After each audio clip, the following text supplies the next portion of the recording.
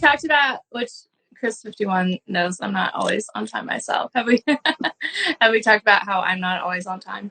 You are on time today. I like it. I was, yeah. If I don't, Chris would kill me. So I was on time, Chris. Yay. So welcome everyone. Start commenting where you guys are coming from, what city you're in. I want to see where you guys are all over the world. So start commenting there. Welcome to the Headbangers Con kickoff party. I'm Scandalous, hanging out with the beautiful Alicia Taylor of the Cherry Bombs. If you love sex, drugs, and rock and roll, consider this your Super Bowl halftime show for metalheads. And when either of us say the words Headbangers Con, if you're 21 and up, take a sip of whatever you're sipping on, but no driving. We got it. We did it. Yeah. Hey. Yay, we did it. What are you drinking? Oh, well, I'm drinking Devil Driver, of course. Oh. Yeah, of course. Okay. Yeah, I got this koozie from Neil at a festival when we were hanging out. So that was like a fun festival day. And, you know, Skull. Amazing. Corona premiere. Love it. Good times.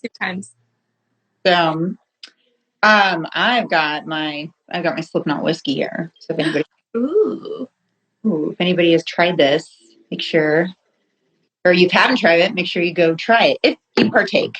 Not everybody partakes in alcohol, so of course. Yeah, there you go. So, Slipknot whiskey. How long has that been out? I didn't know they had one. Yeah, it's fairly new. I believe it came out last year. So available in. Well, I know this is worldwide right now, but I don't believe it's available everywhere right now. I think it's available just in certain states, but it's growing exponentially. It's really good. I'm a whiskey drinker, obviously, and I love it. I drink it straight on the rocks, you know, like a Billy Badass. But I love that you can do that. I can't do that. So I've always dreamed of being this like woman from Texas who drinks whiskey and tequila and all the things because all my girlfriends do. And every time like someone goes to get shots, I'm like, no, I don't do tequila. No, I don't do whiskey. But I do. Tequila is another animal. That is one thing I'm with you on. I have this aversion to it where if I take a shot of tequila, I will immediately vomit. Immediately. Like it doesn't hurt. It doesn't, I just take it and then I puke. And it's just, it's like an automatic reflex. It just happens. So I just, yeah. So she just drinks Slipknot whiskey. That's what she does. And wine. And that's it. See, my go-to is Vegas Bomb. So I love that. I don't even know that. I don't know this. Okay, so you live in Vegas. I love it. It's actually funny. I go to other states and try and order it, and they don't know what it is. But it's Crown Peach energy drink with a splash of cranberry on top. And I don't drink whiskey, but there's like something, the way it mixes together that you can't taste it at all. So it's just fruity and happy, but it does have the base of Crown Royal. So fruity and happy. Yeah, it makes me happy. It's good stuff. So, yeah. So, Alicia, I know I said sex, drugs, and rock and roll. Are you looking forward to all the sex, drugs, and rock and roll stories we have coming to us with Eddie and Twisted Sister and Jack and Great White? Oh, am I? Who isn't ready for that, right? I mean, that music is just so much fun. It's so great to dance to. I hope they come out with something crazy to talk about because, I mean, that was the era for just wildness. We saw it with that Motley Crue movie, The Dirt. That was a time when things just were different, for sure. Absolutely. I haven't actually seen the Dirt movie yet. Oh, okay. It's I personally thought it was really well done. I really, really liked it. I'm a Motley Crue fan though. Mm-hmm. So it was kind of cool to see their story played by other people. That was kind of fun. And then also, because they were all behind the creative process. I think it took them a really long time to make that movie, if I remember correctly. Someone I'm sure can comment below. But it was like 10, I may be misspeaking here, but I think it's like 10 years or something in the making. It took forever to make that movie, and they finally did it. So I don't know if it was a matter of this just getting everybody on board for once. I don't know, but it was a great movie. I highly recommend it. It's entertaining and it's fun for what it is, you know? Cool. Well, that's good to know that they were super involved in it. I haven't watched it yet because, you know, I didn't want to see like young Motley Crue. I love Men Who Are Men. I like, you know, I want to see like I want to see like the guys in their 50s or however old they are. Like that's the Motley Crue I know. And like, I love Men Who Are Men. Like I didn't want to see like, 19-year-olds like pretending to be the real. I want to see like the real ones. So I'd rather watch a documentary like with the real guys in it. So that's why I haven't watched it yet. But if you say it's good, then like, okay. Yeah, good. I don't think you're going to get today's Motley Crue recreating those parts as well. Good point. But yeah. Good point. Yeah. Yeah, they don't. Yeah, you're right. They don't, they don't really do that like they used to. So did you ever have any crushes, like 80 hairband crushes, guys from back then? Okay, so for hair bands, I thought Sebastian Bach was just don't okay, Sebastian Bach, like in Monkey Business, the Monkey Business. Okay. Wow, that is a very, very good looking man. That is, yeah. And Sebastian Bach back then was just very, very, very incredibly attractive to me. So that's, yeah, I'm going to go with the So one thing I've always wondered, like I party and I have fun these days, but I wonder what it would have been like if I was in the rock scene back then. Would you rather be partying in the 80s or partying now? Hold on a sec. I'm going to answer that, but hold on. Did you see this comment right here? No. My mom's armpit when he played at the fair in the UP. Sexy armpits. Okay, wait. Hold on. Oh, hey, Throw Cat. What's up, girl? Okay, yeah, my comments didn't like. They didn't load. There's so many. This person watching just said that Sebastian Bach called their mother sexy armpits when he played at the fair. Sexy armpits. Okay. I don't even know if this is how the scene went. Probably not. But if she was like, yeah. And he was like, the. Are we sure it's armpits? Are we sure that her mom isn't like retelling the story? It might. I mean, you called me hot tits the last time we did this, so who knows? Yeah, I was like, you're not chewing gum. I was like, hey, hot tits, there you go. I don't know, it was good. So does your mom have any funny stories of bands that she ever met?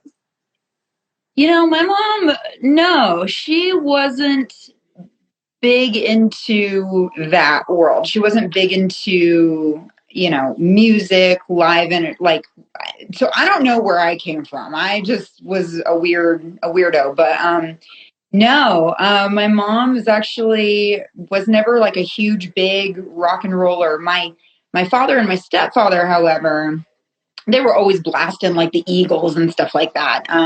Growing up as a kid, and I remember that. And my God, Chris Isaac, like always Chris Isaac. Just like a different kind of feel with rock and roll, more that old jazzy, bluesy, BB King, all that really cool stuff. And then of course, Aerosmith and all the classics there. But yeah, that was kind of me growing up. And so I kind of had to find rock and roll in my own way, but I think we're going to talk about that a little later. We are going to talk about that. Well, that was funny. Fun fact. So funny. My mom actually went on tour with ZZ Top for like a month or two when she was like 20, 21, something like that. So she has like funny stories. And then she was really good friends with Styx. So she used to party with Styx.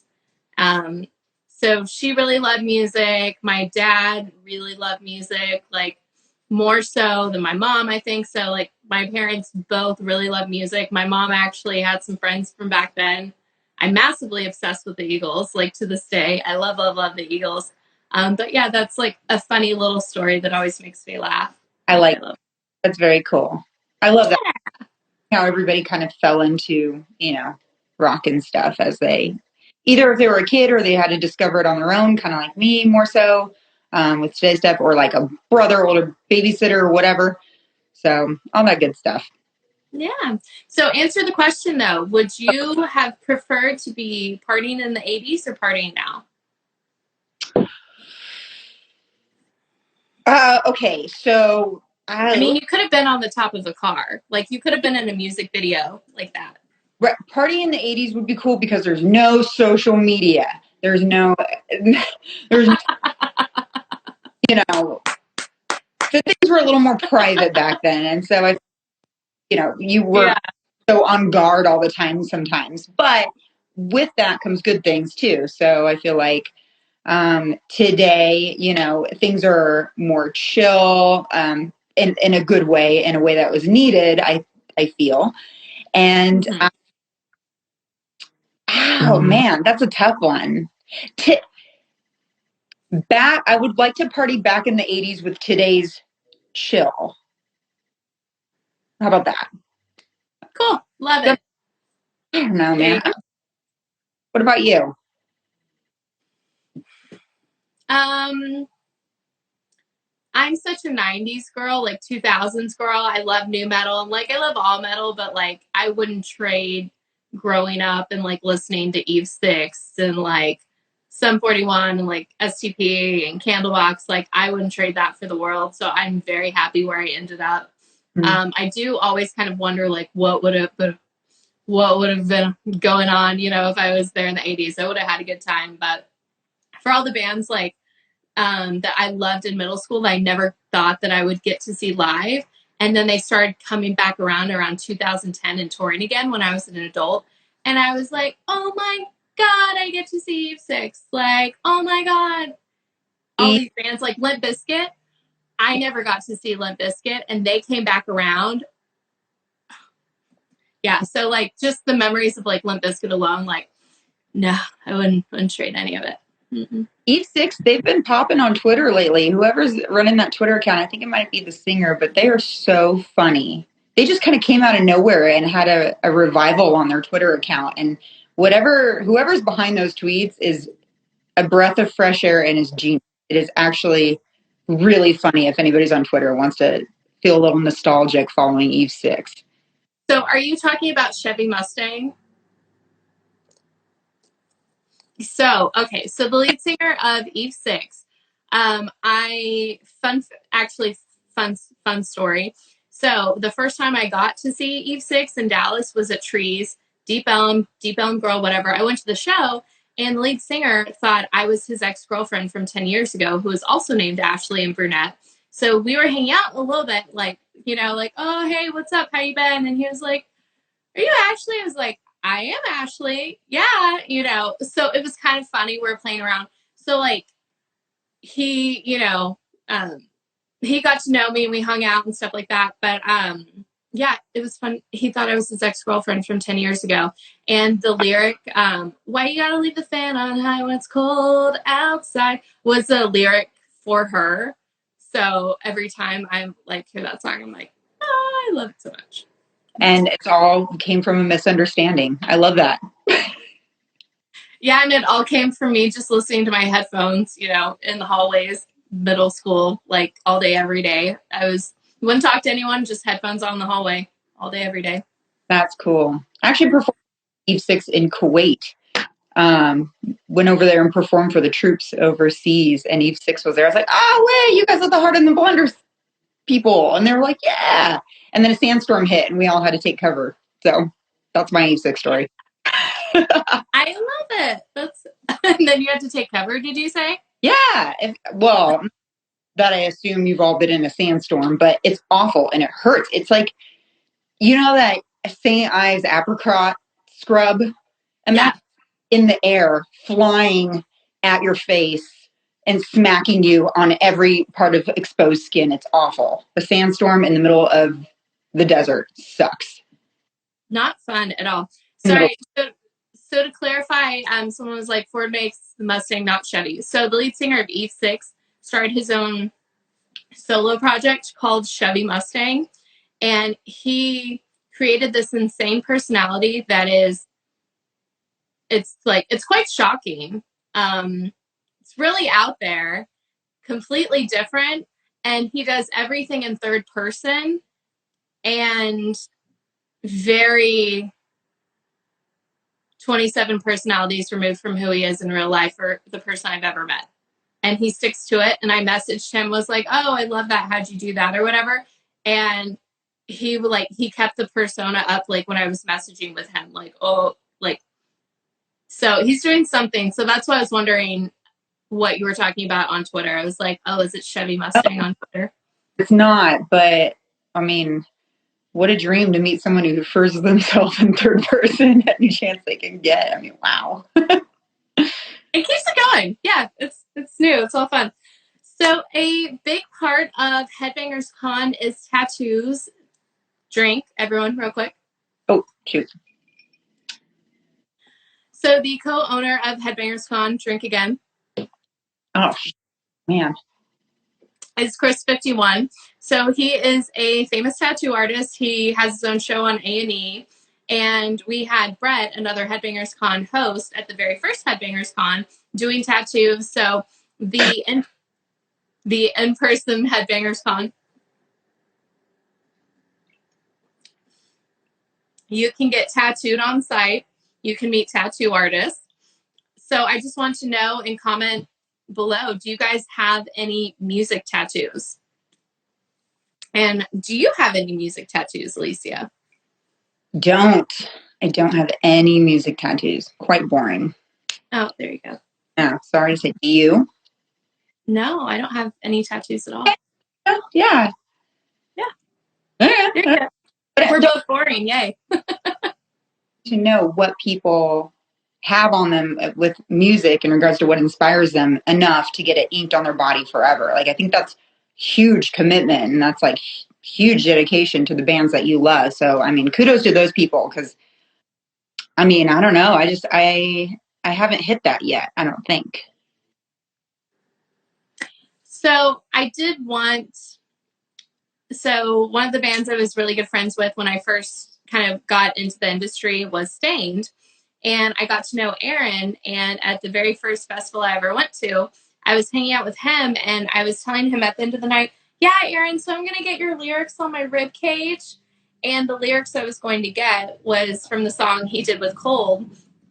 And it was a song called Bleed. And it's the lyrics were, prisons of people, not for me. I must remain intentful. My love is music. I married melody. And I want to show you all the pain I have on the inside, make you feel the same. And then it's violins and very beautiful. So I was going to put that on my rib cage. And he was like, no. You're too young. Don't do that. I don't want you to. So had he not told me no, like, no, you don't need to get that like on your body, then right. I would have spider webs on my elbows. I would have spiders. I would have 13s. I would have everything. But because nothing really could mean more to me than what he told me not to get, I don't have any, because nothing really could mean more to me than that. So that's the reason I don't have tattoos. Wow, that's interesting. I mean, that's rare these days. I think you're more of a unicorn if you don't have tattoos as opposed to having tattoos. So kudos to you for hanging on, because, I mean, clearly, I think a lot of people here are just tatted in the first place, and we're just like, because they're addicting. Once you get one, you're not going to stop. I promise you that. And I feel like, and correct me if I'm wrong, people down here in the comments, I feel like it's kind of a rite of passage to have a shitty tattoo. Like, everyone bought at least one really shitty, embarrassing, awful tattoo that they just went and got, like you in your story, like 18, 19, whatever, right out of the gate, went and got one. And now they're looking at it as a mid 30-year-old person, and they're like, oh, man. Well, I love that Chris commented. So Chris51 commented, he's like, oh, Ashley, I'm giving you your first tattoo. Okay. No! Ashley, if you had to get a tattoo right now, what would you get? Like, just, yeah. I don't know. I don't know. What would I get? I don't know. Oh, actually, you know what I'd get? I'd get the Seven Dust logo tramp stamp. That's what I get. Inside joke with me and Alicia. So yeah, inside funny joke. Oh man, I was waiting for you to break and start laughing. You stayed buckled up on that. What flashed through my mind when you said that was all the people that I know with band tramp stamp tattoos. So I'm going, okay, like I've seen an Insane Clown Posse one, I've seen a Korn one, I've seen like. Well, Chris just commented I have to get the Headbangers Con logo. So. Oh well, all right. Whoever that is, Chris. Yeah. That, and when you see them, you're like, hey, are you? Amanda 5278. I see here that you promised you would get the Headbangers Con logo tattooed. Let's go. I love it. And then I would run the other way and run the other direction and go, no, I don't want to. No.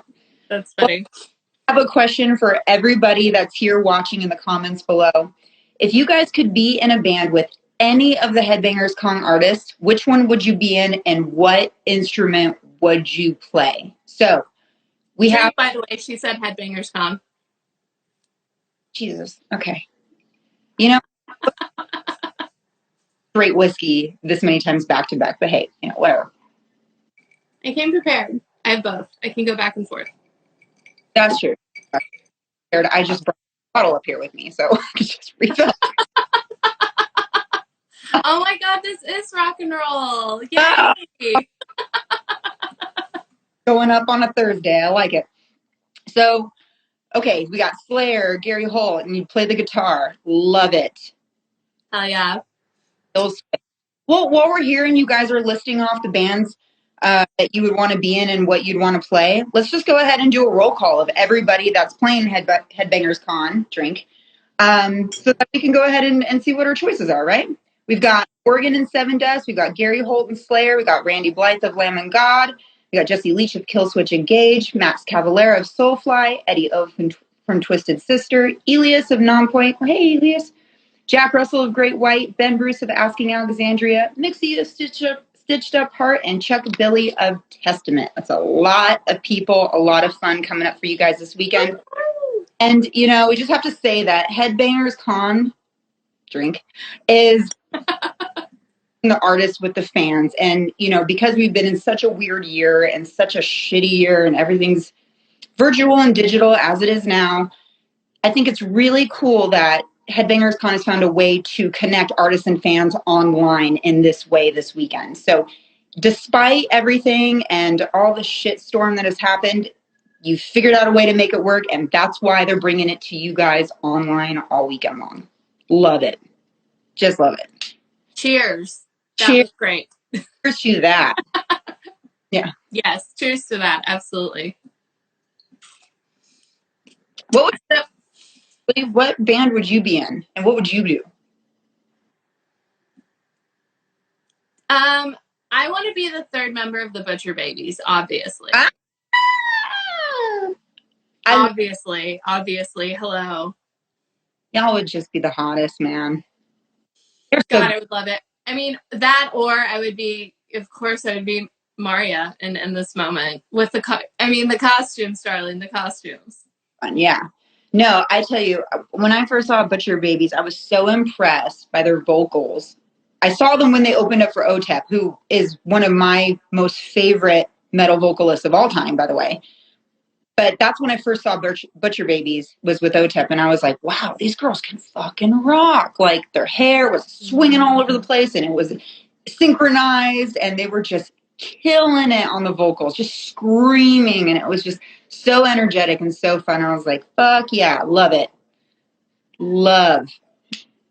But absolutely. I remember OTEP when she toured a lot and she would do her poetry readings back like around 06, 07. I went to a bunch of those. Yeah. I like that a lot. Insane. And she's got books, of her poetry. So if anybody's interested in poetry and you really love amazing wordplay and lyrics, and just she's just one of the most brilliant songwriters to me. That's why I really love her so much. It's just so powerful. Her books are just, she's a poet. She's just a poet. Mm-hmm. And I think that's really cool, and different when, some seem like they were just kind of cut and pasted together. Yeah. I remember someone in my life wronged me in my life. And my plan was to get even, just by living my best life. And I was going to go to an event, and I just wanted to look the best I'd ever looked in my entire life. So the entire summer, I ate really healthy, and I ran 45 minutes a day on the treadmill every single day without stopping. And I would just listen to OTEP on repeat. And I think it was like Ghost Flowers. It was like 2 or 3 songs I would just listen to like a crazy person. Yeah. Over and over and over and over again for like 45 minutes straight. And I did get even, and it was good, and I looked great. Well, you look great anyway, so I'm sure you didn't thanks. Anything.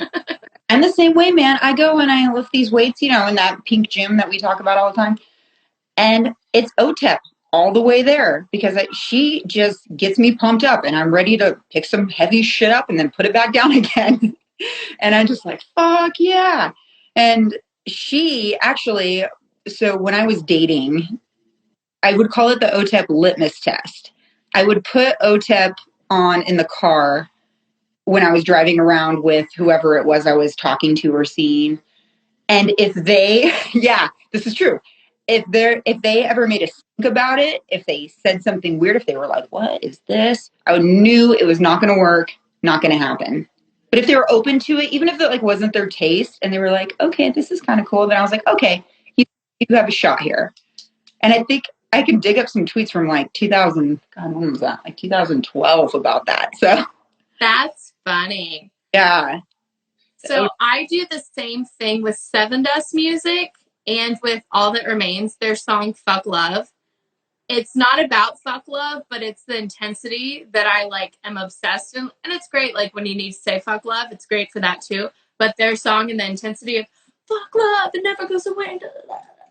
And then you're like, yeah, just the screaming, the intensity of it. When I get, okay, so I used to do this with my ex. We'd go to a bar and I'd start drinking and I'd get tipsy and I'd put that song on the jukebox and I would crawl all over him and just sing that song. Fuck love. So that was my litmus test with him. And I swear, if I'm ever at a bar having a good time, I put on that song. And I used to do it with my ex. I would crawl on him and be like, oh, God, I love this song. I love it. So, yeah, I haven't done the OTEP test, though. I have to do the OTEP test for sure. Just try it. I think it's a good gauge of how this thing is going to go. Absolutely. I have cases to back that up whatsoever, but it just works. So that's funny. So we have the hair metal with Headbangers Con.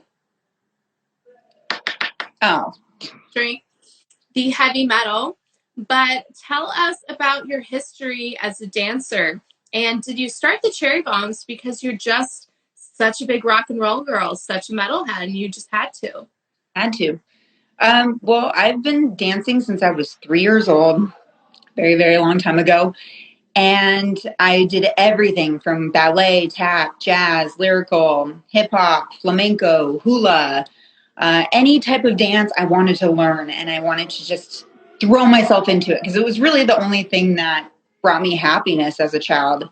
I found that I needed to physically exert myself to the point of exhaustion in order to keep depression at bay and just keep myself happy as a kid, as a teen, all those things. So it just became something I was addicted to. And then performing on top of that, there's no high like that whatsoever. Performing live is the coolest feeling in the world.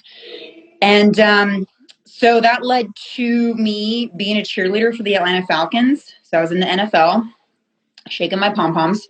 Mm-hmm. Mm-hmm. Mm-hmm. Cha-cha, bucci, cha. And I did that for 3 years and I enjoyed it. It was really cool. Like I said, that's when I traveled overseas, Kuwait and Djibouti, and performed for the troops, met U6 over there. I've got to do really cool hospital visits and school visits and talk to people in my community and do Habitat for Humanity. Really cool giving back type stuff, which I really, really love to do. And, but the only thing that started to chip away at my soul was when we'd perform at these football games and Katy Perry and Justin Bieber and all this stuff, it's pop music. So, and it's weird too, because maybe you can weigh in on this. Sports, right? Football in particular. What do you hear in a stadium? You've got AC/DC, you've got Metallica. It's always interesting, man. It's just all these rock and roll, upbeat, crazy kind of anthem songs, arena rock, if you will. And then it was like when it came time for the cheerleaders to perform, it was like, oh, okay, here is Firework by Katy Perry song. And I just was like, this isn't fun for me anymore. I love this for what it is, but the time has come where I need to do what I want to do. So when I left the NFL, I was like, I'm going to create a dance group that dances to rock and metal music, kicks ass, takes names, and gets paid a lot better than $75 a game. Yes. Yeah. Yes. Mm-hmm. Yes. Yeah, for sure. So that exception of Cherry Bombs, and it just fucking snowballed, man. It just picked up. At first, it was really hard. Nobody got it. Nobody understood it. They're like, ah, these just stupid girls on stage, half naked, blah. And then when they started seeing what we could really do, they were like, oh, okay, I get it. This is rad. This is a cool thing. And, you just keep going and going and going. And there's other groups all around the world that do this too. And you find each other, you connect, and you support one another. And man, it's just taken off. So it's doing really good. I'm very, very, very grateful to do what I do and love what I do. So, yeah. And one thing I want to bring up. So would you talk about your aspirations to your fellow cheerleaders? Yeah, actually. So when I was on the team, I had the most tattoos on the team. I had like 7 tattoos at the time. And I'd always have to like cover them up. It wasn't like this sleeve or anything like that. It was legally little ones everywhere. But man, I was just always covering them with makeup. And I remember they let each cheerleader pick music in the locker room on a certain game day. And it was my day one day. And I just happened to play.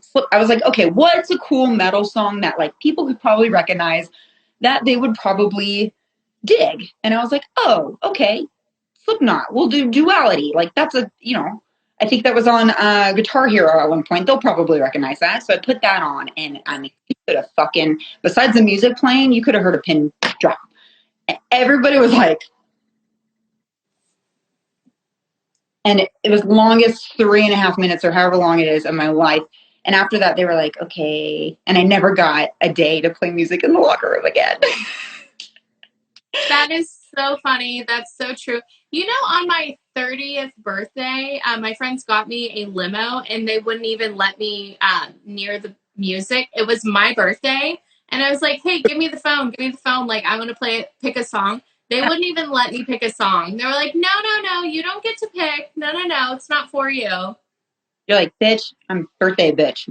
What I say goes tonight. Like, yeah, you get to do. You want to listen to, fucking Winona Judd? Let's let her rip. Like, Shania Twain, what? Well, yeah, we can do that all day long. Yeah. Yeah, no. Slipknot, Shania Twain. I want both.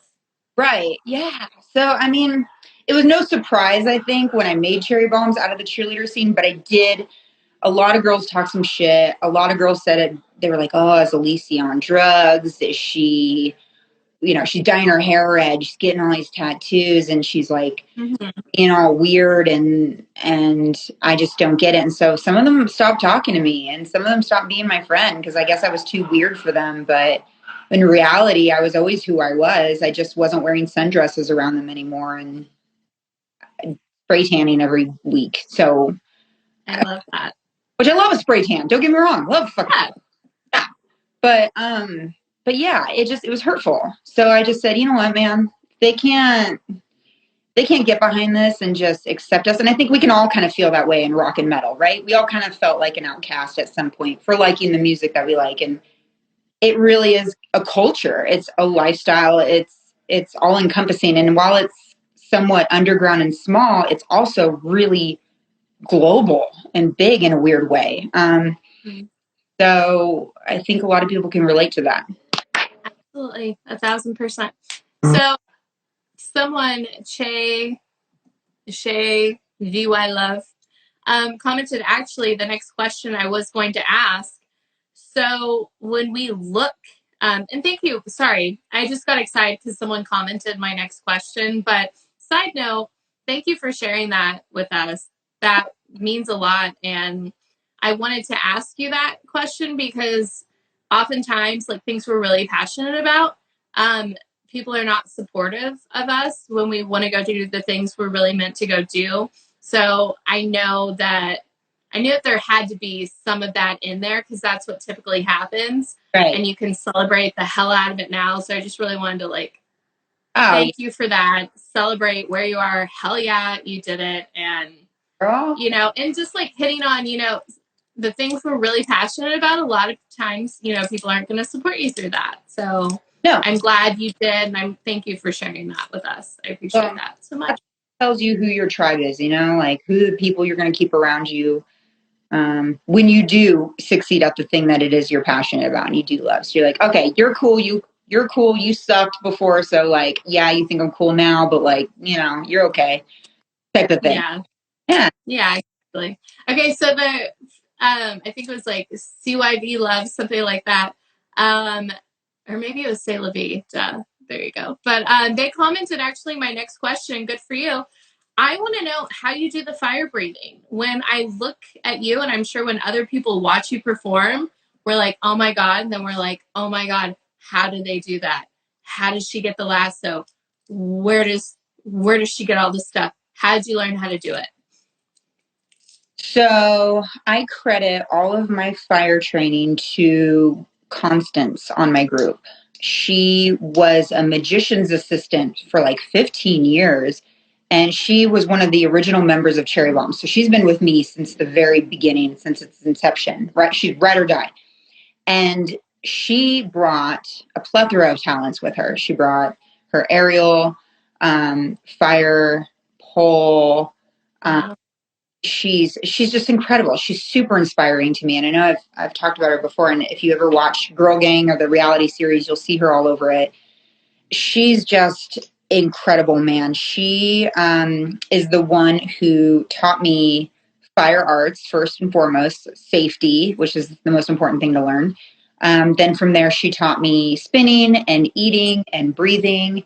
And then once I got a grip on it myself, I took it beyond that and started training on my own and just putting hours in and working really hard at it. So she inspired me. She's inspired me to go after the things that scare me a little bit, things that I love. And she's the embodiment of drive and ambition. And I love that. So I feed off of her a lot and her energy.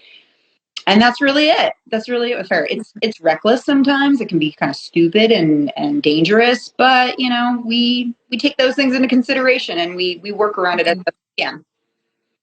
And fun and exciting. And literally the video of you that I recently saw. The whip. The fire whip. Yes. I mean, I can't get it out of my mind. Yes, girl. I love it. No, it's you, girl. Yes, girl to you. But you're yeah, but you look really good doing that. So I just yeah. Do it again. Oh, yes. God, it's so good. Yeah, so it's very dangerous, can be reckless. But oh my God, I can't get it out of my mind.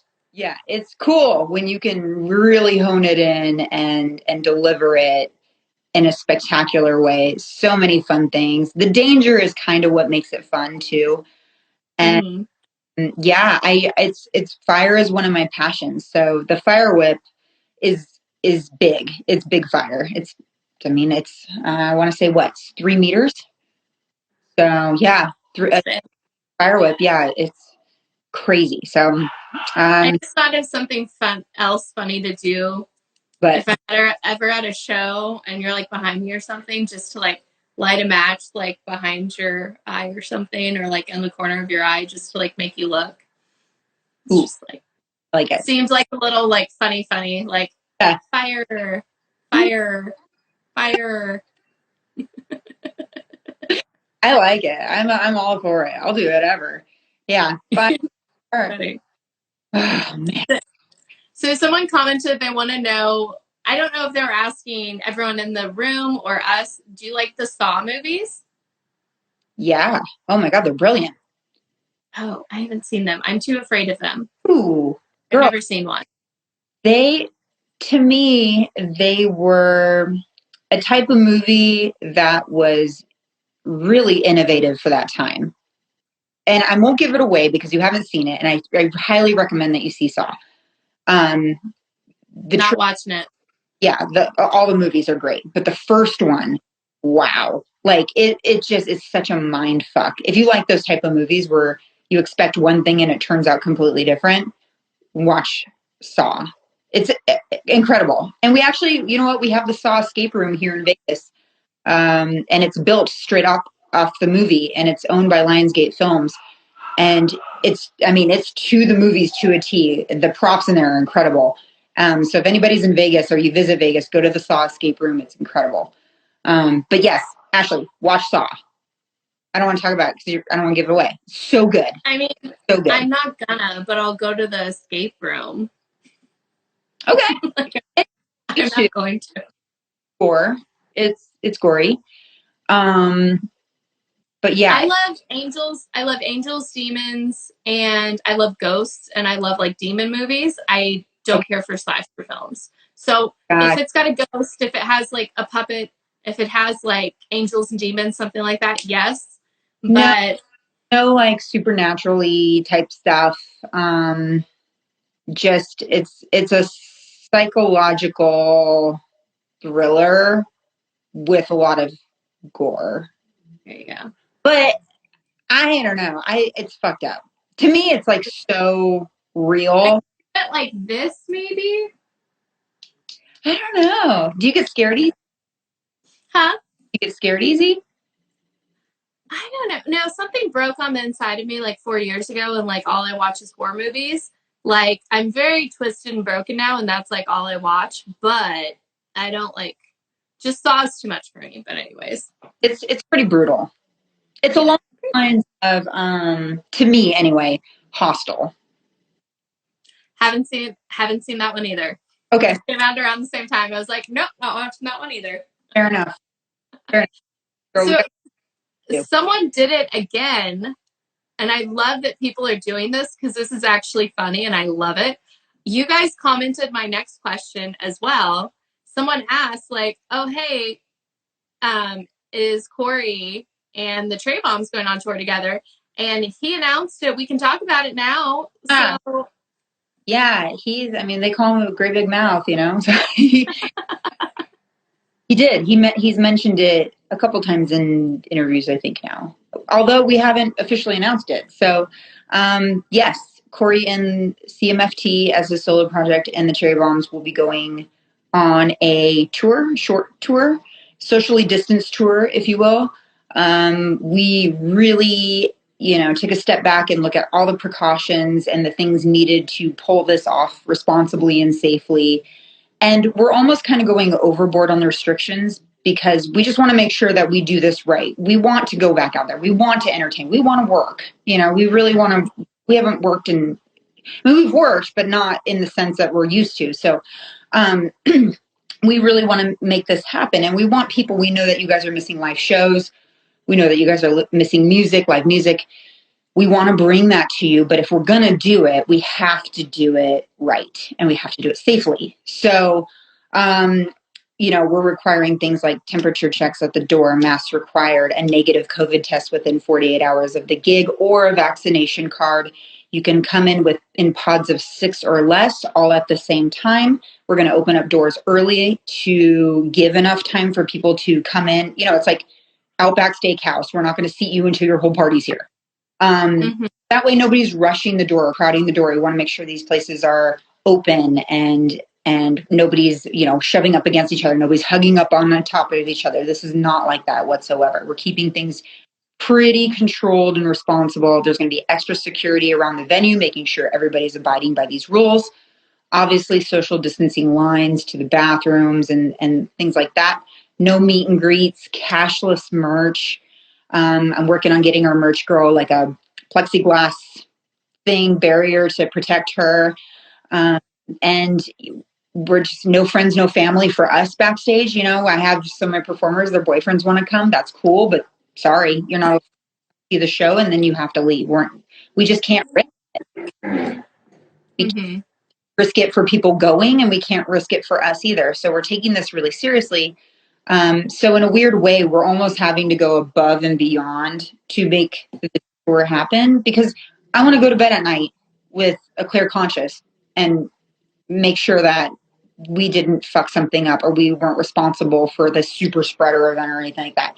Even though super happy that cases are going down, super happy that cases are plateauing in some areas, the vaccination's rolling out or the vaccine is rolling out, super excited for that. When you're able to and your group is up, go get it done. Super, I'll support that all the way. So we're just doing everything we can to make this tour happen safe and well for everyone involved. And that's it. So yeah, we're mid-May through mid-June. So we've got some time. Cool. Yeah. Well, and a lot more people are going to be vaccinated. So I think here's to hoping. I'm getting my vaccine. So yeah, hoping, man. Yeah. But it sounds like you guys are really, really are doing it responsibly and it'll be done really well. Like cashless merch, letting people in early. That's going to be huge. Cause I get show anxiety of like getting to the show. Right. Yeah. Like, oh, I got to get there. So like knowing that everyone can get in and like get their spot. That's cool. And if you're in your pod, like you guys, you 6 and below, you guys are responsible for what happens within that group. So if it was late, guess what? The other 5 of you are going to wait till your 6th homeboy shows up and then you can go sit down. Yeah. So it's just, it's holding everybody accountable, I think. And I think we just really need to do. So, yeah. And we need to see you guys live. And we need live music. And we need to go to a show. And we want to see the cherry bombs. And I want to see the lasso. I say lasso. Oh boy. Well, that. Well, I don't know if that's going to be there, but depends. That's just know, like when I think about you in my mind, it's always, that. That's what I always think about. The coolest. I love it. So someone commented that her daughter really wants to see the cherry bombs. Are the shows going to be all ages? From what I understand, don't quote me on this, but from what I understand, they will be all ages. That's what I'm seeing. Certain venues can be different. It's not really up to us. It's up to the venue itself. So, but from what I'm gathering, that yes, that is what it's looking like. You'll have to check when tickets go on sale. Just read everything and just make sure before you buy tickets. Yeah. These are going to be in 20 or 25% or less capacity, in each room. So small capacity, big rooms. So there's not going to be a lot of tickets available, unfortunately, but read the fine print. Make sure you read the fine print. There you go. Fine print, always. Yeah. And you have a bunch of shows in Texas. So I think you're doing Dallas, Houston, San Antonio. I think so. Yep. We're going to be coming. Yeah. Nice. Awesome. Yay. So, and then where do people get tickets for it? So obviously we need to get our tickets now because it's going to be like 25% capacity. Do you know when they go on sale? I don't, because we haven't even announced it yet formally. Okay, sorry. I'm just getting excited. I was like, 25%. I need my tickets now. Yeah. So when that announcement comes out, you'll be able to look and see which venue we're going to be playing, and then you'll be able to go buy tickets at that venue somewhere in there. So, yeah. Whoa. Awesome. So I want to ask a few other questions. You are the founder and director of the Cherry Bombs. So how do you get the outfits? How do you do the props? Where someone also wants to know, like, how do you find dancers? What all goes into it? Because it's not just guys, guys or girls in bands getting up on stage with instruments. It's, it's fire, it's boxes, it's props. Like, where do you get the props? Oh, man. Well, the props are just dependent on what we thought of that week to dance with or perform with. I feel like I'm always trying to push us to get new props because I want to keep things interesting. I want to shake things up a bit, but with that comes headaches and training and unfamiliarity, which can throw some performers off. So, yeah, the props are just basically whatever fits the piece. So if it's like a fire piece, and we're like, okay, well, who's comfortable with fans and who's comfortable with, like Connie does the dragon staff, which is amazing. And depending on how the girls are too, I look at them as individuals and what they're training on. And then I say, okay, well, chair dancing, like you've been really working hard on your chair dance technique. Would you want to do a solo or something like that? So I kind of let the talent drive me and suggestions. And then sometimes if it's a particular piece that I have something in mind for, I'm like, can we throw this in there? And do we have enough time to rehearse it, practice it, get it down and perform it? So it's kind of all over the place, really. But the outfits, again, are different all the time. Like you saw in Macabaret. Mm-hmm. Macabaret is very much more artistic. I call it artsy fartsy. It's much more elaborate. It's more like a production, like a proper real production. So the costumes are much more theatrical. We've got these cool voodoo costumes that rip apart, and there's these black light skeletons that are underneath. Or we have these, what else? The nurse costumes are super fun. They look very Silent Hilly. We have some circusy costumes and some witchy costumes, and that's basically the storyline drove those. So whatever was happening in the storyline, I assigned characters to each piece and then assigned the music to each piece and then created a character out of that. So it's kind of like writing a story, really. Yeah. So just kind of out of my little old brain. Well, that blows my mind. Like what I do, I write questions. I get on my laptop and I write questions and I record. What you do is you write, record, dance, costume, talent. You have other people dancing with you, coordination, touring. Mind blowing. Like, business, yeah, because you have the artistic side of it and the creative process, which is super fun and we all love so much, right? And I do that by, the notes app in your phone. If you have an Apple phone, the notes app, constantly writing down ideas in that thing and saving it for later. But the business side of it is much more methodical and much more structured. So, I do all of our own contracts. I do all of our negotiating. And the writers, everything, the tech packets, the advancing, I do that. I don't have a tour manager. I am the tour manager. We don't have a manager. I am the manager. We didn't have an agent till this past year, really. And so, yeah, it's just, I got to put my business brain on and then my creative brain on at another time. It's fun. Makes me tired just listening to you talk about it. That's so much. I'm like, wow. Yeah. I'm like, I'll just stick to podcasting. I'll just stick to interviews. That sounds. But girl, that's my wheelhouse. I'll do that.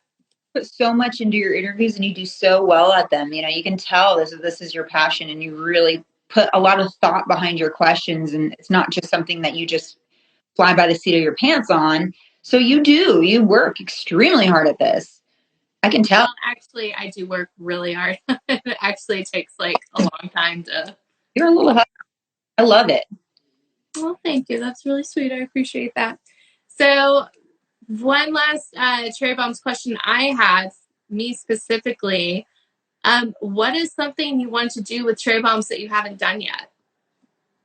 So many things. But one in particular is a big, big dream of mine is to create a venue here in Las Vegas. It's like a Cherry Bombs rock and roll venue cabaret, but it's like rock, it's edgy, but it's pop-up performers from Cherry Bombs all throughout the night, but then also when bands are on tour, it's a proper venue for them to come play in that they enjoy and they like, with great sound, great stage, great lighting, great, VIP seating and beautiful couches, but also amazing standing room for people that just want to rock the fuck out. All the bartenders are Cherry Bombs. It's like, and then with in my vegan taco truck that we never got started on because COVID, we'll throw that in there. Why not? And just a really cool rock and roll Moulin Rouge type place in Las Vegas. That's my love, my big dream one day. Fabulous. Yeah. I love Thanks. Incredible. Thank you. Mind-blowing. Yeah, that would be so fun to go to. That would be so fun. Yeah. I love that. Be clean with like a little bit of stale beer smell, just to give it that little bit of like reminiscent of a metal bar. But yeah, so it's not like too. You gotta have that. You have to have that. A little puke, a little Jaeger. Just a little throw up on the floor a little bit in a corner. Yeah, because what's a metal bar if it doesn't really smell a little bit, musty? That's funny. That's Reno's for me in Deep Ellum, that bar. Yeah. I used to do this thing when I was real young. I'd get tipsy, and I'd have a Grolsch beer. It's like the big, I don't know if it's German, it's something. It's a big old beer, and it's very alcoholic, and that was my good night beer. And I would throw friends my keys. I was surrounded by friends, and like I knew and was loved and loved everyone in the bar, and would just throw my keys to someone and knew that I would like sleep on someone's couch, and I always did. Yeah. And they always took care of me. I don't do this anymore, but that was like the family I had. Like when I partied like that, I don't party like that anymore, but it was my good night beer was the Grolsch. And I was like, I'm drunk, have a Grolsch, get real drunk, and then I'll just wake up and be taken care of by your like metal family down Deep Ellum at Reno's, the bar down there. I like it. It's like a metal version of Cheers, where everybody knows your name and loves you and appreciates you and is there for you. Yeah, exactly. Yeah, they used to call me JP. I was Jew Princess. So, hey, Jew Princess of Deep Ellum. Jew Princess in the house. I love that. So, talking about Corey's new project, it's another reinvention. I'm sure you were there for all of it. Tell us a little bit about it, maybe from your perspective, because you're married to the guy. So what was it like, watching him put that together and write and go like, okay, this is different? It was really cool. So his solo project is really a culmination of all the types of music that he loves. So anybody that really knows Corey, like as a personal friend or someone he works with on a regular basis, is not surprised at all by this album. Like they're like, yeah, you finally made it. Because if you're ever in the car with Corey or if you're ever at home, he's listening to music that is all over the place. I mean, it's like a smorgasbord of just styles and different genres of music. He's never just one type of music. And rarely, is it metal. It's a lot of funk. It's a lot of soul. It's a lot of jazz. It's a lot of punk. He loves punk. Like Elvis Costello is one of his favorite artists. So when this album came out, and a lot of these songs he had made, remember, like some of these songs, not a lot, but some of the songs he made 20 years ago. So one song he had written in high school, and he's just had it. And to him, it was our songs that didn't fit with either the bands that he was in. So he was just kind of saving them for something that he would do eventually.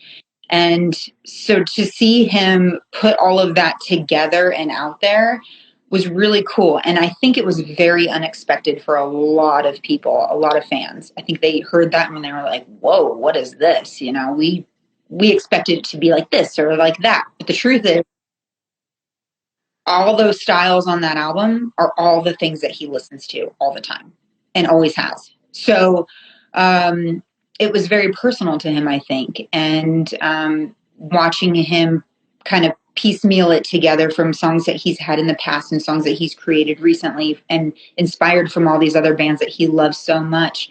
Like the Clash, you know, he loves the Clash. And I think it was just, and then the piano, my God, when he played Home, he taught himself how to play piano specifically to write that song. And yeah, he just taught himself piano. Like, who just teaches themselves piano? 40s. Like, the guy's a musical prodigy. He's incredible. And so yeah, it was a really cool process to watch from the nearby, but still outside. And then when the band all came together, they're all his best friends, you know, friends that he's known for 20 plus years. So it was just kind of a no-brainer that these are all people he really trusts and feels very close to, making music that he really feels personal about and a deep connection with. So I think that was really important to him, and watching it all happen and come together was a really cool thing. It's unlike anything else that he's ever done. So I'm really proud of him. Extremely proud. That's awesome. So question, what was the song he wrote in high school, and was it Samantha's Gone? No. Was that one? Which one was it? The song he wrote in high school was Highway 666. Oh, I love that. It seems really like relevant today. Yeah, it's catchy. And it's got kind of at first when I first heard it, it felt like a Devil Went Down to Georgia / rock. But the more I listen to it, it feels more rockabilly now. So if you go back and listen to it, you'll hear that like bass. Like, mm-hmm. Good point. Yeah. What I hear. So, and I think that's just a testament to how versatile his style is, because you can hear Devil Went Down to Georgia. Mm-hmm. Really listen to it, you hear rockabilly. So yeah, I'm playing the song in my head right now. Like while you're talking, I'm like, yep, I hear it. Mm-hmm. That's so funny that he wrote that in high school, because that seems like something, you know, it seems like really relevant to the music of today and like what we like today. So that's hysterical, hilarious to me that he wrote that in high school. And to me, I'm like, oh yeah, I love this new song. Yeah. Well, and then too, you know, that's the lyrics, but the music, he brings in his band to give their, you know, to give their little flavor on the music. So you'll hear some guitar riffs that are very Christian Martucci. Pick it out from a mile away. You're like, yep, that sounds like a Christian little lick there, or style or tone. And I think it's cool that he also is open to his bandmates contributing to the process too. He's not a totalitarian when it comes to any of that. He's very much, hey, everybody, like, let's get together and create this thing together. And it's more fun when it's together. And he really enjoys that process with his bandmates. And they're just buds, man. It's like a bunch of dicks hanging out together. Doing their That's funny. Yeah. That's funny. Yeah, you must have like quite the fun house with all of his friends coming over and stuff like that. I bet you have a good time. Let me tell you, girl, that band for 6 when they recorded that album. Our house looked like it was shooting a reality series. Speaking of reality, were you a Real World or a Road Rules girl? Ooh. A little both, but Road Rules to me was more exciting because they did challenges and cool stuff like that, stunts and crazy bungee jumping and wild shit from a Winnebago. I thought that was, and you know, when they started bringing out the Real World Road Rules challenge, that was always kind of entertaining too. That was fun. So funny little story. I don't know if anyone cares, but it's funny, and I'll just tell you. Like, I was seeing this guy like a month ago, and we were playing each other music in the car, and I didn't like his music. He didn't like my music. Oh. Whatever. And we were arguing about something, and we had a very funny like interaction. It was very combustible, and we were very passionate, and I caught us like several times. We were screaming at each other instead of talking to each other because we were like so fire about what we were talking about. And I just started like laughing, and I stopped and just started laughing because I was like, this is like when David was dating the producer in Real World Seattle, and they were screaming at each other in the car. And I don't know what, but it just reminded me of that, of real world Seattle. And I just started laughing because I was like, why are we screaming at each other right now? This is so funny. Is he the one that smacked the girl in the head? Ooh, was he Irene? Hmm. Was that David? David slapped Irene? Somebody slapped somebody.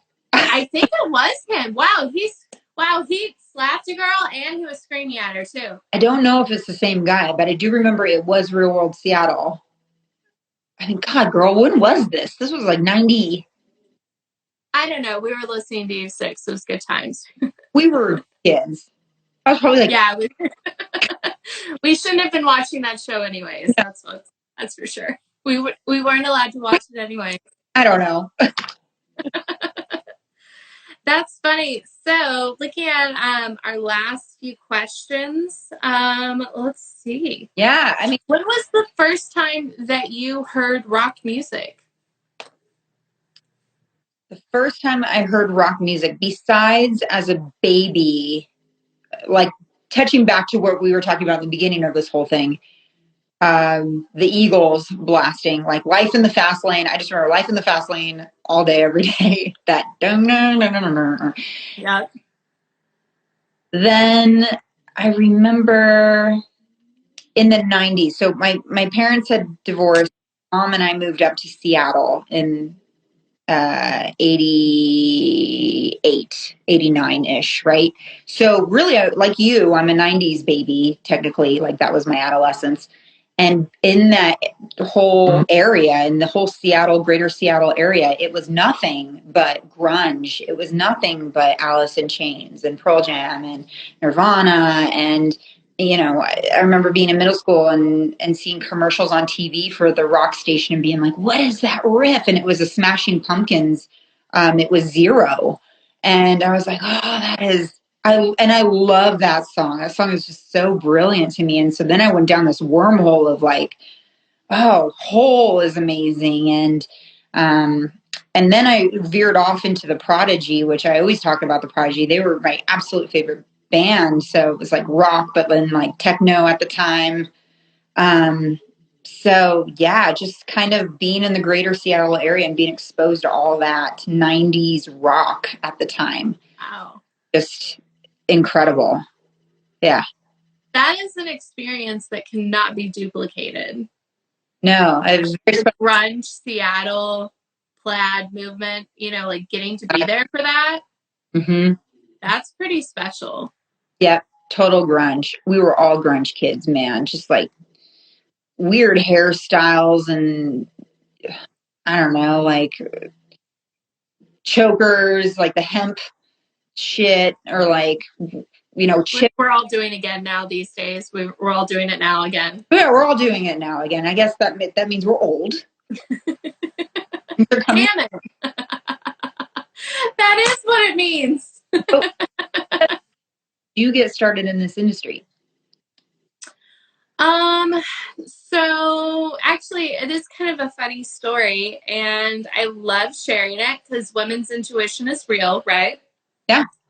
I was in high school and no one had touched my life like Shine Down and Crossfade and Seether. And I used to skip class and go sit out in my car and like put my seat down, stare up at the ceiling and just listen to music. And that's how I got through those years for sure, was just that music. I like recited those lyrics like verses and I repeated them to myself, and that's what got me through that point in my life for sure. So my very first concert I ever went to was Crossfade and Seether, and I remember shaving my legs that night in the bathtub right before I went to the show, and I was like, I feel like something really cool is about to happen.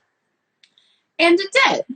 So I went to the show, and everything, like instincts kicked in. I was like, okay, well, if Seether's up there, then I can go meet Crossfade over here. If I let everyone go ahead of me in line, then I'll be the last person to meet Crossfade. Then I can hang out with them longer and I'll have longer to talk to them versus if I'm like second in line and they're like, nice to meet you, bye. So I made sure I was the last in line. got to meet the singer and the bass player. They invited me back to their hotel to go party with them. And I remember walking down the hallway and just, it was insane to me. And it was so surreal. I was walking into the hotel lobby with the bass player, and he was like, oh yeah, so like, oh, you like the music, right? I'm like, oh, so do you like this song? Do you like this part? And he was asking me about a question of like on the album that like I listened to so many times I couldn't tell you, and it was just out of body experience. So it was so much fun. So after that, I just realized the people are real, the industry was real. If I wanted to be a part of it, I could. So I just made it my absolute mission to be at every single show, make friends with all the tour managers, sound guys, lighting guys, the crew, the security. Made friends with them, and then just started doing press because I wanted like a reason to be there and be a part of it. So I started doing press, and I've been doing press ever since. That's awesome. I love that because you just had a thing that you really wanted to do and you just went for it. You know, nobody led you that way. Nobody told you how to do it. You went there, you figured it out, and you created it in your own way. And I think that's so authentic and neat. And I think that everybody should go after their own dreams and goals that way. You just carve it out yourself and make it your way.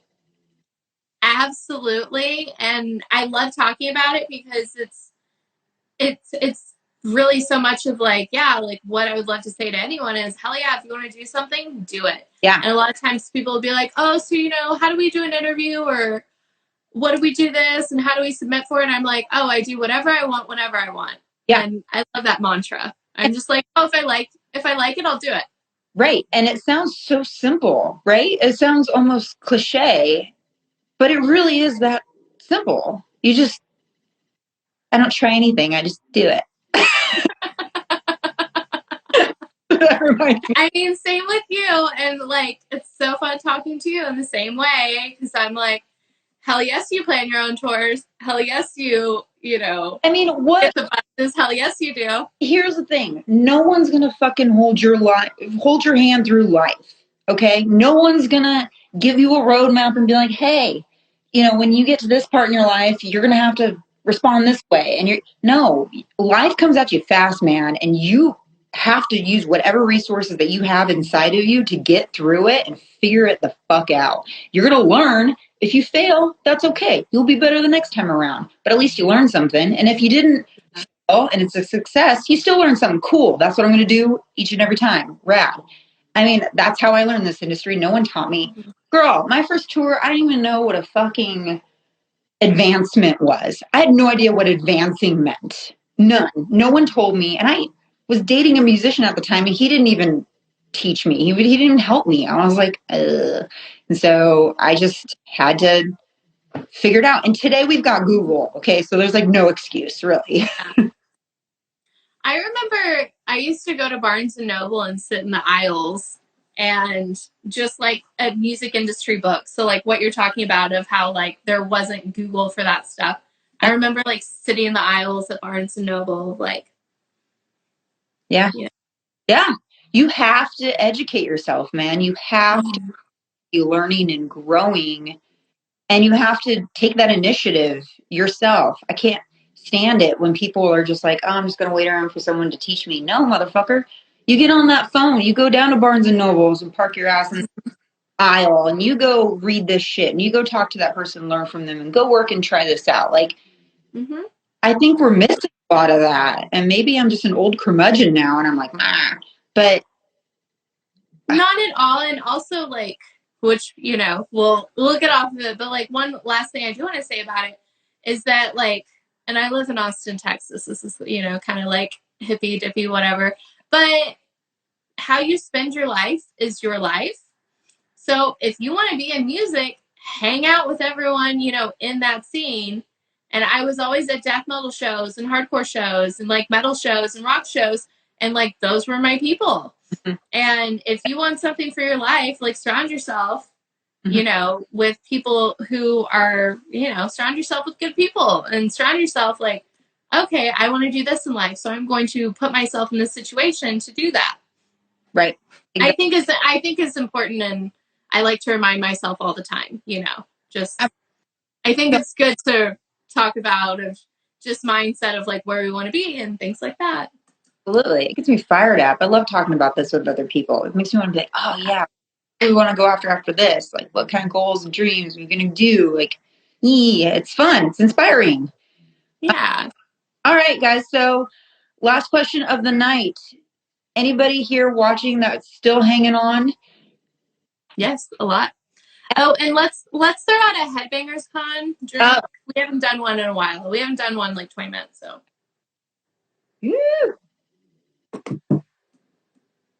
Mm-hmm. Doing all right. Doing all right. Yes. Okay. Last question. Have you guys watching here, all 42 of you, have you guys ever met an artist that you really loved? And if so, what was it like? Did you guys have an artist that you really loved, that you really looked up to, that you had a chance to meet? How was that interaction? Was it good? Did it maybe throw you off? Was it maybe not what you expected? What was it like? What'd y'all do? Who'd you meet? Tell us. So Smitty needs a drink. Okay, Smitty. Someone else needs tacos. Someone else just joined, but we're so glad that you're here, New Jersey. Well, and I can ask you, like, while we're waiting for someone to comment down there, what was like the first artist that you met? What was it like for you? The first artist I met. Actually, okay, this is kind of crazy. Seven Dust. So I was a rookie on the Atlanta Falcons cheerleading team in 2010. And I got an email that said, we need cheerleaders for a Seven Dust music video. And I was like, oh, I fucking love Seven Dust. Fuck yeah. Say it, but I'll say it anyway for anybody that just jumped in. I was the only one on the cheerleading team who knew who Seven Dust was. And the only, fuck yeah, look who we're at. We're on a Seven Dust music video. So we did this music video. You can still see it on YouTube today. It's called Falcons on Top. Yeah, I was about to say Falcons on Top. Da, da, da, da. I remember the song. Yeah. And it was like 100 million degrees out there in the Georgia summer heat. It was awful. We were all sweating our tits off. And it was Seven Dust. And I was like, oh my God, you guys are so amazing. You guys are so rad. Like, this is, I kept it professional. You know, I didn't ask for any pictures or anything like that because I was on the job. I didn't want to be rude.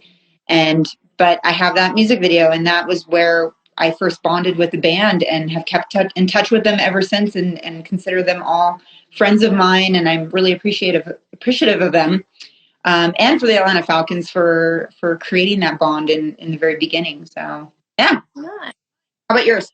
Well, and you didn't have to ask for anything. Like, if you're around them, you're gonna have the most amazing experience. Yeah. So, you know. Okay, I'm scrolling back up. The first one I think was Paul McCartney. Someone met Paul McCartney at a book signing. I'm looking for that comment. Yeah, how was that? So we've got Shinedown, absolutely amazing band. Shinedown when they opened up for Godsmack and Rob Zombie. Okay. Let's see. Okay. Okay, we got it. It's always kind of interesting to see people's reactions when they meet artists that they really, really love too. Like, it goes one of two ways, I feel like. Either like when the artist is like, how are you? They're like, how am I? Or they're like, it's really cool. So it's yeah. You never know how you're going to be until you're in that position. So yeah, and actually, like, pro tip, like when you meet someone in a band, hey, how are you? How was your day? Yeah. It's like, that's like when I've met people, I'm like, hey, how's your day today? And like, that's actually how I've started a lot of conversations. Yeah. Yeah. Like, how are you? Like, how's your day? Yeah. Human to human. Okay. I'm lost on comments. Let's see. Oh boy. Someone said, Alicia, you are the only artist I've met before, and you're very down to earth and very sweet. I concur. Yes, she is.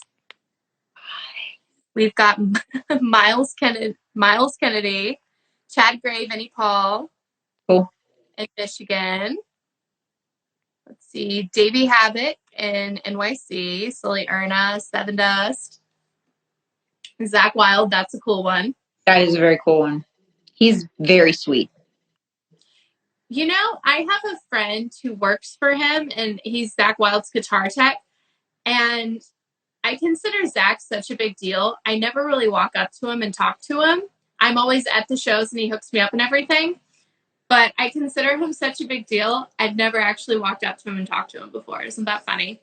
No, I totally understand because when Corey was touring with Ozzy, I never said hello. I mean, I said hello to Ozzy and like, hello. And that was it. Like, I never. Yeah, all you can do is like, hi. Yeah, because you just. I don't know. Maybe you can help me describe this. I have the moment, and that's fine for me. I don't need. And some people do, and that's fine. But for me, just having that moment was enough for me, and I don't need to stop what they're doing for a picture or anything like that. They're humans, right? Like we're all humans, and we're all the same. So you just I approach it like that. Yeah. Like exactly. Yeah. So yeah, and I feel like you can probably relate to that, right? Yeah, totally. It's just so it's funny to me, like actually like of him. I go to shows and like I'm backstage, but I'm like never. I'm always like, yes. Yeah. You know, I'll talk to everyone else in the band, and then like when it comes to him, I've never asked to meet him, and I've been hanging out with his guitar tech for years, and we're really good friends, and I always hang out with him. And I've never once asked to meet him, like, hey, can I meet him or something like that? Like I've never once done that. Right. And you don't want to abuse that. You want to be. So if something organically happens, then cool. But if not, I'm not gonna force something. Yeah, exactly. Way to pro tip too. Yeah, exactly. Well, and there's do you know there's a girl who works production for Black Label, and she's also production for In This Moment. Blonde girl, been around forever. I'm wondering if you know her, but every time I see her, I'm so obsessed with her. Like I freak out about her. Oh. And if I'm hanging out, and damn it, her name is like, it's Tara. It's not that. It's Tana. She's blonde, long blonde hair, very pretty, very professional. Name's escaping me. Don't know. The only person. But anyway, she works in that crew. A lot of times I don't care about the artists. I freak out about like tour managers who I love. She works production. I forgot her name. Excuse me. But like every time I see her, I freak out about her more than I freak out about the band. I'm like, oh my God, there you are. And I have a freak out moment of like loving her so much because she's beautiful, talented, badass. Yeah. You know, and she does work. Like, and I always wanted to like tour manage or do production, and I never did. I just did press of it. But God, I like wanted to be her in another life. Is that something you still want to do? No, I really have like built this, and this makes me happy, and I don't think it would work. I'm so press minded, and I'm so, you know, obsessed with documenting and telling stories that this is my passion now, but it was really my passion for years. Cool. Well, good. Kick ass that you're making it happen, you know? Well, thanks, man. You too. Kicking down doors. And, yeah, but like you do it in the outfits. Do it in underwear. Yeah, exactly. Well, I think that about wraps it up for our Headbangers Con happy hour. Do you guys have any questions at all before we say goodbye? Oh, drink. Yeah, Headbangers Con. Drink twice. Mm-hmm. I think that about covers it. Headbangers Con. Headbangers Con. 2 more. Oh, I was just joining in with you. Okay, we're funny. Oh, man. This was fun. Thank you guys so much for tuning in. Have a wonderful weekend. And thank you guys so much for being a part of Headbangers Con this time around. It was so fun. Thank you so much, Ashley, for having me. Thank you, Headbangers Con, for doing this. And making it happen all weekend long. If you guys, are tickets still on sale for this? Can they still get tickets? I think they can. Okay. So if they go to headbangerscon.com right now, I think there's some that are still available. Cool. Okay, guys, get your tickets to Headbangers Con while you still can. Awesome opportunities with artists from all kinds of, rock and metal from all the decades, it seems. And I mean, I'm really excited about these artists and lineup and stuff. This is a great event, and I can't wait till the world opens up and we can actually have this live and in person. It's going to be so great. But until then, this is amazing just as much. And thank you. Thank you, everyone. And thank you, Ashley, for having me. Appreciate you guys. Thank you, Alicia.